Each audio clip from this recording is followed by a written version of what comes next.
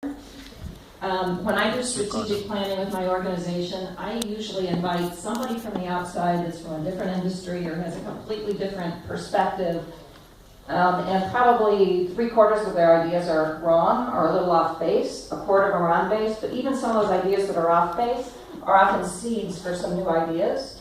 So as I talk about my corporate perspective, both because I'm a Westerner and have spent all of my career in the U.S., and because I'm not in your sector, some of them may sound naive, they might sound arrogant, I don't mean them to sound that way.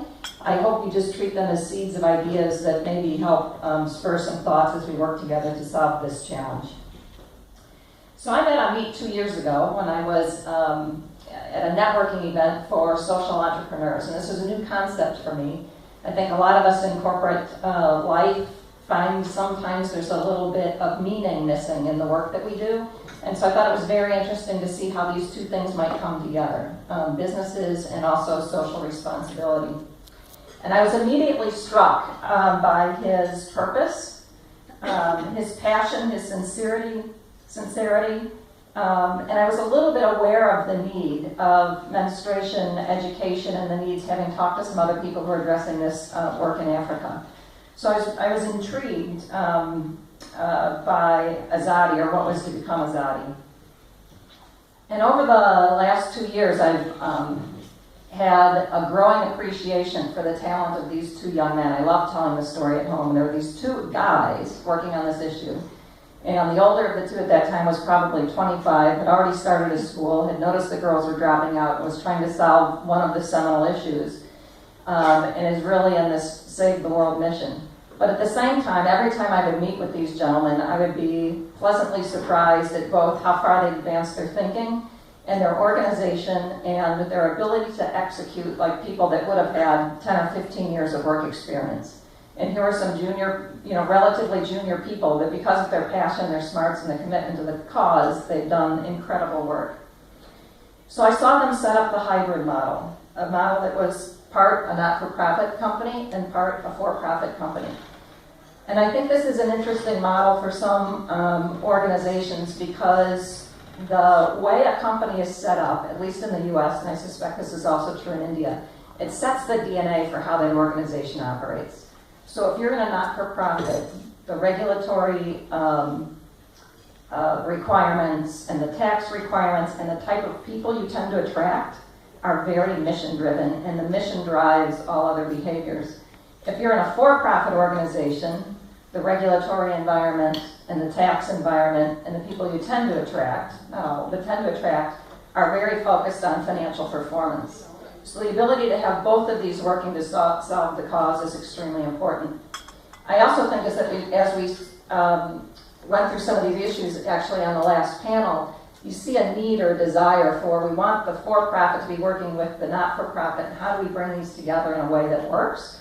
And I'll have some ideas for that. Some may work, some may not, but hopefully it'll be some food for thought. So in the last year and a half or so, we've seen Azadi be focused on product, be focused on improving product, be focused less on manufacturing and more on distribution, figuring out distribution, moving to a broader product set. Moving to a broader product set, realizing we're losing focus on our core mission. How do we bring that back in? So, like many of us, we're trying things, we're adapting, we're adjusting to find the right answer to this problem that we all want to solve. Most recently, Azadi has decided to refocus its mission primarily as a not-for-profit, and I have to say I met that decision with some reservation. Because I like the fact that for-profit organizations are not dependent on someone else for funding, and I've seen not-for-profit organizations end up spending a lot of time raising money, which detracts from their ability to address their mission. So that's, I think, the next challenge as Azadi goes into the next chapter is how do we make sure that we have the most impact while focusing on the core mission. So my personal learnings over the last year and a half, and a lot of it's been over the last couple of days actually, is that this is a universal problem. I'm from the West, and when I started menstruating, I had access to product, I was aware, I had facilities, And in fact, I was a little proud because I was just turned 12 and I was one of the first ones in the grade, and I thought, being the competitive person I am, I reached womanhood before my peers, isn't that great? And I was also kind of intrigued. I was still a kid and I liked to walk home instead of taking the street. I walked to the field because I liked the grasshoppers jumping on me, and I liked playing softball with my friends. I was still very much a kid at that age. And I was intrigued that somehow the magical power that this brought me, that I was suddenly able to become a mother if I so choose. And it was interesting to me, but I felt empowered by this, not in any way enslaved by it. But I've learned in the last year and a half, and especially the last few days, that I'm actually part of the problem. In spite of having all of this access, it is a taboo topic.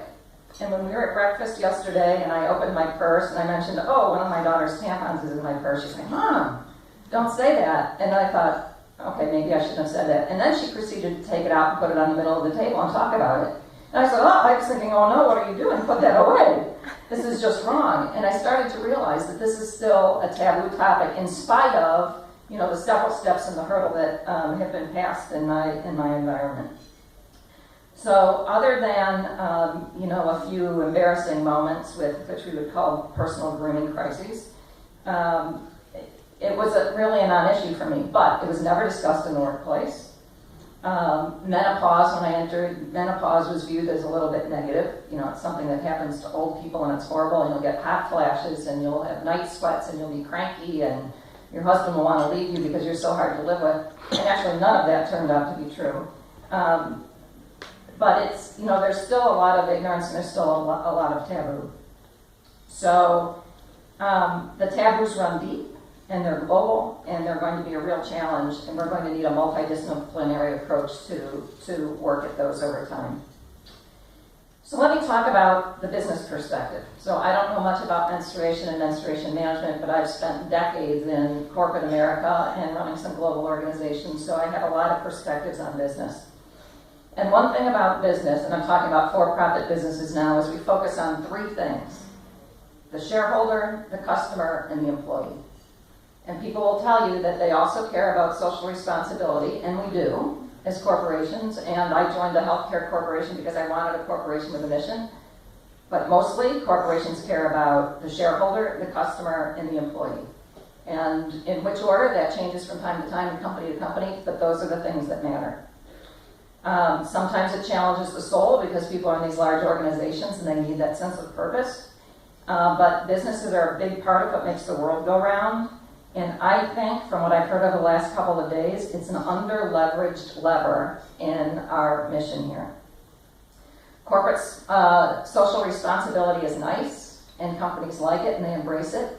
And it's very important to many organizations, but I will also say it is a fringe. It is not the core of the business. So if you want to leverage these businesses, you figure out how to help them at the core of the business, which is to help the shareholder, help the customer, help the employee. And those I think are the tricks that will help companies help you solve your mission. So how do you help those three levers? For employees, we were having a conversation about this over lunch. In India, women become somewhat separate during menstruation, at least in some parts of India. They don't go to work, they stay home from school or whatever.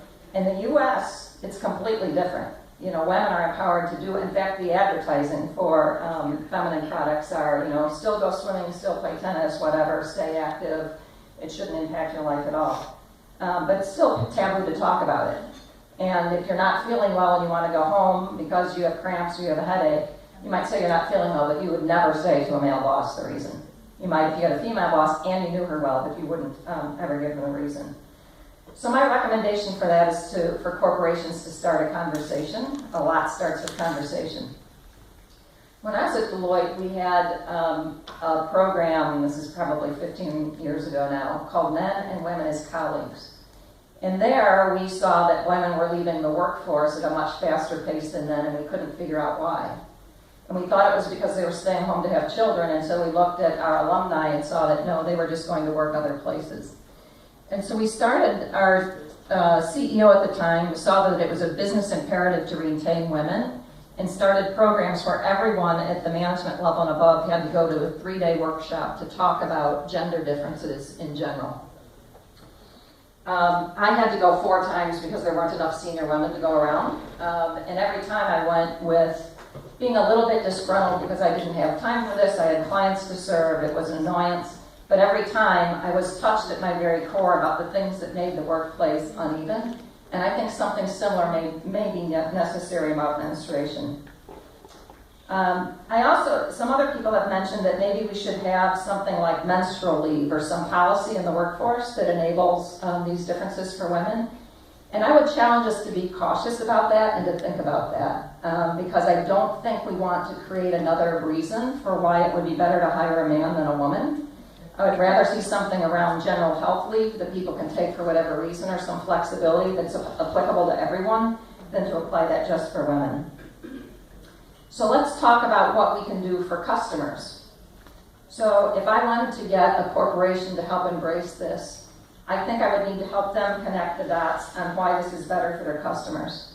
Environmental sustainability is a very hot topic right now and becoming more of a hot topic.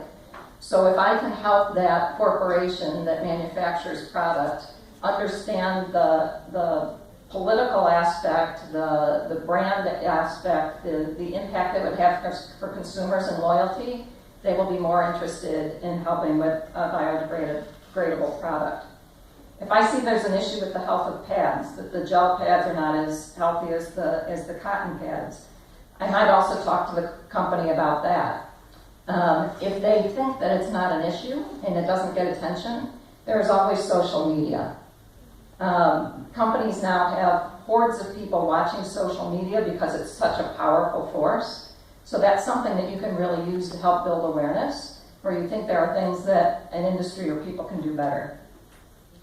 I would also say that because women, at least in the US, and I don't know if this is true of India, control a lot of the household spending, that brand loyalty and being a woman-friendly company is also something that will help them to please their customer. And then as far as shareholders and helping shareholders, the economic impact of having a more productive workforce is extremely interesting to shareholders. So if I go to most CEOs, they are under incredible pressure from their board and the shareholders to produce quarterly earnings and to create a bottom line. If I can show them that their workforce, which is, say, to make that math easy for me, half women, and those women are going to be 10% more productive, I just got a 5% bump in my productivity rate as a business, that matters to my shareholder. The company may or may not care about those women and whether they can come to work or not as individuals, but they will care very much about the bottom line. And again, I think the shareholder value is going to be of interest to the people running those companies, even more than the corporate social responsibility. So just some food for thought as I would think about economic independence and things that you can do so that you can spend less time on fundraising and more time on the core mission. I would think about partnerships with corporations, especially those who might be working on supplies or on infrastructure, and find ways that help them build market share or create revenues for their organization, help them envision how this social impact change is also good for their bottom line. And I would also suggest, one thing that really struck me over the last 2 days is this is a really complicated issue. And you try to fix this, but then there's this other thing that needs to be fixed, and there's yet another dimension. There are so many dimensions to this issue that I would encourage all of us, as we try to solve this, to not try to solve all of it all at once. We can all solve pieces of it, and the forces that be will over time course correct on the gaps. But it's really important to take action and for all of us to come together. So now I'm going to digress a little bit and talk about my perspective on this mission. And this is going to sound like a real digression, but I promise it will come back. The people in this room are really focused on the mission, and I can tell the passion and how much you care about really making a difference in the world and how you've committed your life's work to it. There is I was looking at books in the airport trying to figure out what I was going to get my younger daughter for a graduation present, and I found a book by George Saunders, who's a professor at Syracuse University, and he's actually a creative writing professor. So how does creative writing have anything to do with menstruation? We'll get there. So the following story is an excerpt from his book with my liberal changes and modifications, but the gist of the story is his. And this is how he gave a graduation speech a few years ago. First of all, he introduced himself as one of these old people that gets on stage and gives people advice on how to live their lives as they're graduating.